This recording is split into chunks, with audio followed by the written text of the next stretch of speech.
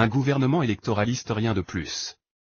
Les revoilà avec leur vieille rengaine et leur slogan creux. Après leur gouvernement, fast track, ils nous ressortent celui de combat et de mission, point, autant dire un gouvernement électoraliste.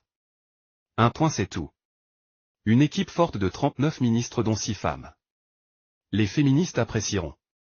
Les technocrates apolitiques et les ministres sans base ont été priés de céder la place à des porteurs de voix. Une équipe dont la mission consistera à parcourir le pays pour nous vendre la continuité, celle qui nous replongera dans des incertitudes avec des hommes et femmes qui refusent la rupture.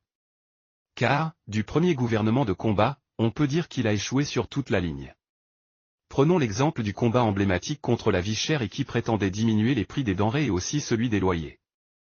Les Sénégalais sont bien placés pour juger si les résultats attendus sont au rendez-vous un an après. Au contraire, c'est une énième augmentation qui vient les accabler en guise de cadeau d'anniversaire de ce gouvernement, l'explosion des prix de l'électricité. Autre combat perdu, celui de l'emploi des jeunes. Rien qu'à voir les vagues de migrants sénégalais qui déferlent dans les îles espagnoles des Canaries à bord de pirogues de fortune et ces centaines d'autres qui prennent le chemin du Nicaragua, on se convainc là aussi que l'échec est patent. Ne parlons pas de ce millier de jeunes emprisonnés pour avoir le plus souvent exprimé leurs opinions. C'est pourquoi, quand on nous dit que le gouvernement accouché dans la douleur hier est un gouvernement de combat et de mission, on se dit, la belle blague. Un gouvernement de campagne électorale plutôt. Un gouvernement de missions électorales et de combat contre l'opposition plus exactement.